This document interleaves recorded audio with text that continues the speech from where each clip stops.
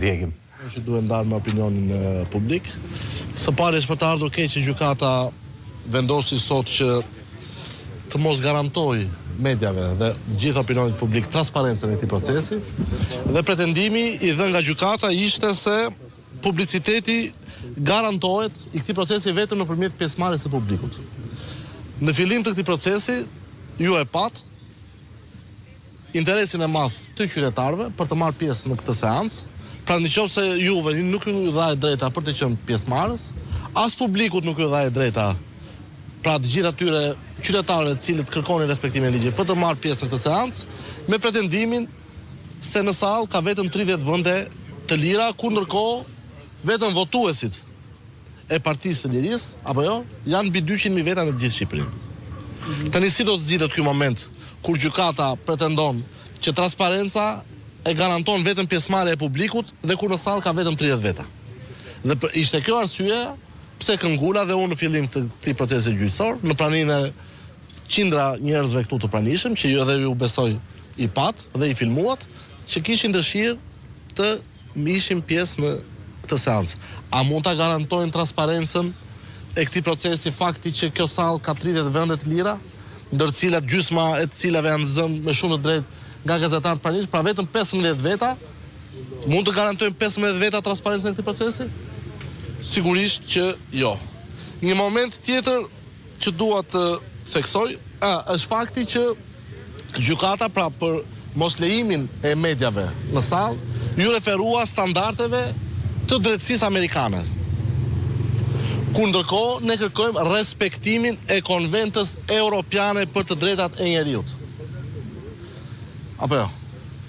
Sepse nuk mund t'i referohet standardeve të drejtësisë amerikane një vend që është antar i Këshillit të Evropës, apo jo? Dhe një vend që ka pranuar konventën europiane për të drejtat e njeriut. Pra moslejimi i mediave në sallë të gjyqit, pretendimi ishte sepse kështu e kanë standardet amerikane. Vinte çështja e kafazit të xhamt. Janë këto dy momente. Pra te rasti i transparencës për mediat ju referua standardeve të drejtësisë në Amerikë, ndërsa për kafazin e xhamt ju referua këtyre dy momenteve Jaroslav Belouz, pra standardi të drejtësisë në Rusi dhe standardit të drejtësisë në Ukrainë. Pra gjykata kur do të justifikojë moslejimin e medias i referohet drejtësisë në Amerikë, ndërsa kur kërkon që zoti Meta të qëndrojë në kafazin e xhamt, i referohet standardeve të drejtësisë në Rusi.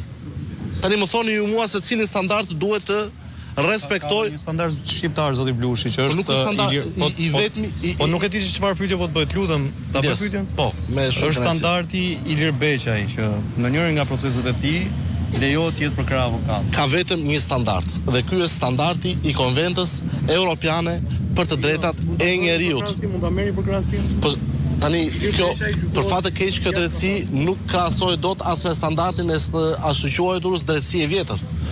Se ju me të drejtë i referoheni rastit të zotit Beqaj, dikush tjetër me të drejtë mund të referohet rastit të Erion Veliet, por unë dua t'ju sjell shembullin e procesit gjyqësor të 2 prillit 91. Dua t'ju sjell proceset gjyqësore të ish drejtuesve të lartë të regjimit komunist. Dua t'ju sjell në vëmendjen tuaj proceset gjyqësore të vrasësve të liderit të dhjetorit 90, Azem Hajdari e plot shembuj të tjerë. Por i solla këto dy momente për të kuptuar cilën nga standardet duhet të zbatoj gjykata. Pra, në rastin e kafazit ju referua rastit në Rusi dhe në Ukrainë, në rastin e moslejimit tuaj dhe të refuzimit të transparencës, ju referua standardeve të drejtësisë amerikane, kur ndërkohë ka vetëm një standard që duhet të respektojë ky gjykat dhe është standardi pra respektimi rigoros i Konventës Europiane për drejtat e njeriut që garanton së pari transparencën e procesit dhe së dytin faktin që një i pandehur që nuk ka rrezikshmëri të lartë shoqërore, sepse bëhet fjalë edhe rastit të Rusisë dhe të Ukrainës, po përfshin edhe rastin e terroristit maroken, bëhet fjalë për persona të cilët akuzohen për vepra të rënda penale. Pra për vrasje, rasti i marokenit ishte mbi 134 të vrarë dhe u futën kafaz thjesht për ta mbrojtur nga reagimi që mund të kishin familjarët e vet. Por dua të ritheksoj edhe një herë, pavarësisht se theksova në komunikimin që pata me ju, edhe pavarësisht të shqetësimit që mund të ketë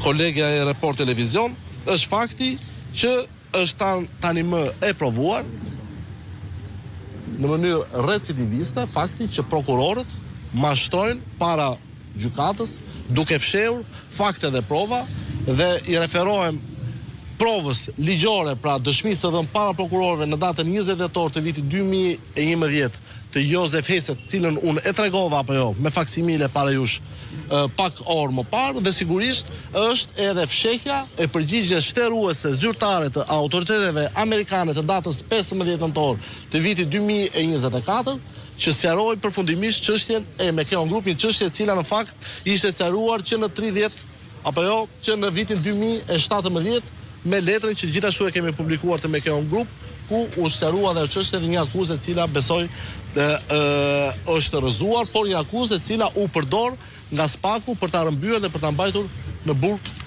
Ilir Metën, një akuzë e cila tani më është shmontuar dhe është rrëzuar dhe besoj edhe fakte të cilat i sqaroi shumë qartë avokati. Ndaj më lejoni edhe një herë të theksoj me forcë, me këngulje, garantimin, nuk po kërkojmë asnjë privilegj, po garantojmë që ky proces të jetë transparent nga sekonda e parë deri në sekondën e fundit, në mënyrë që këto fakte unë nuk po mashtroj, se nuk e kam atë guxim, nuk e kam guximin të mashtroj para jush, e jo më të mashtroj siç bëjnë prokurorët para sallës së gjyqit, këto fakte që janë të vërteta absolute dhe që unë i them me përgjegjësi shumë të lartë, ti mësojnë të gjithë shqiptarët të mos i marrin vesh nga ne, po të ndjekin live në këto seanca të cilat e theksoj nuk duhet të jenë seanca hermetike, sepse nuk mund të garantohet transparenca me 15 persona të pranishëm, ndërsa nuk janë 15 persona ata që garantojnë transparencën e këtij procesi.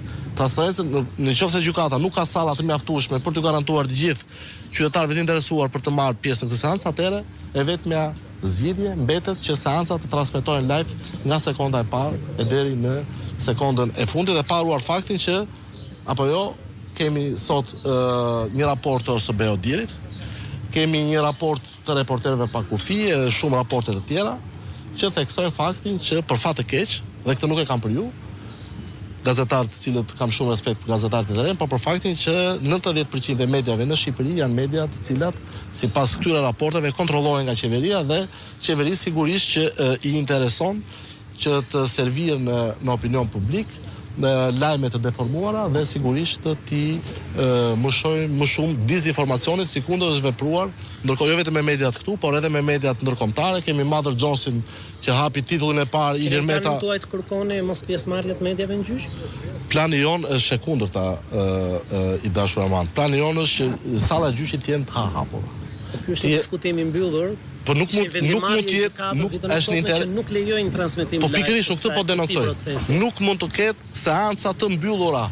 Si mund të garantohet transparencë e procesit gjyqësor kur seanca është e bunkerizuar? Zoti Blushi, ju keni drejtën të merrni edhe regjistrimet audio të seancave dhe më pas mund të shasni. Më fal, nuk është çështja e transmetimit apo e marrjes audio.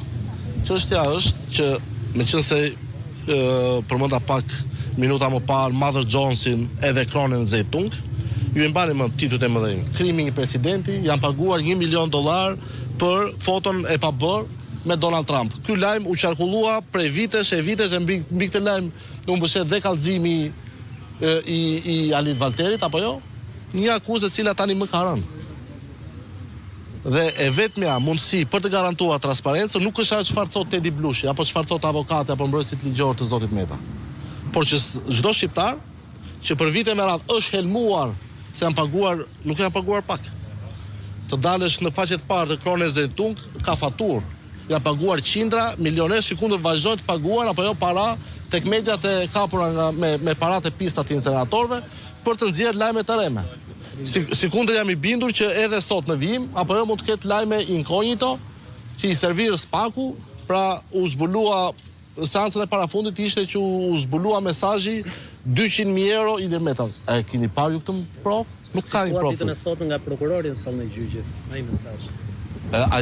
Ja kjo është prap, ja, më detyruat prap të përgjigjeshtoj. Prokurori nuk ka përmendur 200.000 euro. Këtë e thon vetëm mediat e kapura nga Edi Rama. Dhe këtë fakt e përmendin edhe në seancën e parafundit.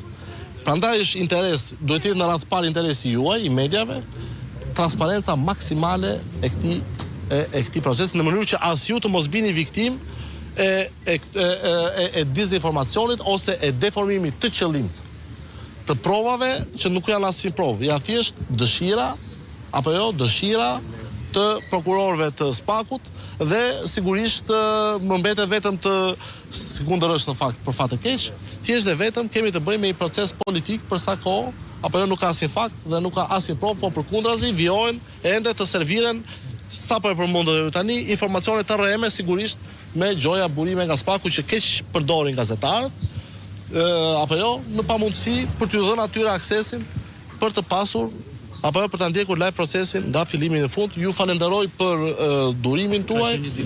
Ka qenë vërtet një ditë e gjatë. Ju kërkoj ndjes, por jemi të detyruar në kushtet kur gjykata u amohon. Kjo është një betejë që unë si ish gazetar edhe për ju. Sikundër pas që në fillim të këtij procesi apo jo kolega juaj e televizionit News 24 nuk u lejuat ishte pjesë apo jo të qoftë edhe të filmonte. Pra është një betejë që unë e bëj edhe si gazetar për ju në respekt apo jo të lodhjes tuaj dhe të sakrificave tuaj, prandaj u kërkova ndjes dhe për faktin që u detyrova të rikujtoj raportin ose BE Odirit që 90% e mediave janë të kapura, por kjo nuk ju përket ju, sepse unë e vlerësoj. Unë besoj nuk keni nga Tedi Blushi nuk besoj se keni patur ankesë për këtë apo jo. Ja, kolegu juaj me e konfirmon. Sigurisht kjo është një betejë në radhë të parë për informacionin, në radhë të parë për gazetarët, sepse vi vet nga ajo fushë, por mbi të gjitha është një betejë për të sqaruar një herë për gjithmonë të gjithë ato gënjeshtra që janë sponsorizuar me qindra milion euro për të helmuar apo jo figurën e presidentit të Partisë së Lirisë, ish presidentit të Republikës, ish kryeministër dhe ish kryetari i kuvendit, por të jeni bindur që siç u rrëzua akuza për cilën zoti Meta sot ndodhet vijon ende padrejtisht në izolim ekstrem, ajo me kjo grup, kështu do të çmontohen një nga një të gjitha akuzat e tjera. Ju ftoj të na ndihmoni në këtë betejë për transparencën. Është një betejë për transparencën dhe nuk besoj se nga transparenca sigurisht kanë frikë vetëm ata që janë mësuar të gënjejnë dhe të sponsorizojnë gënjeshtrat. Kjo është një betejë cilën ne e bëjmë dhe për ju. Faleminderit.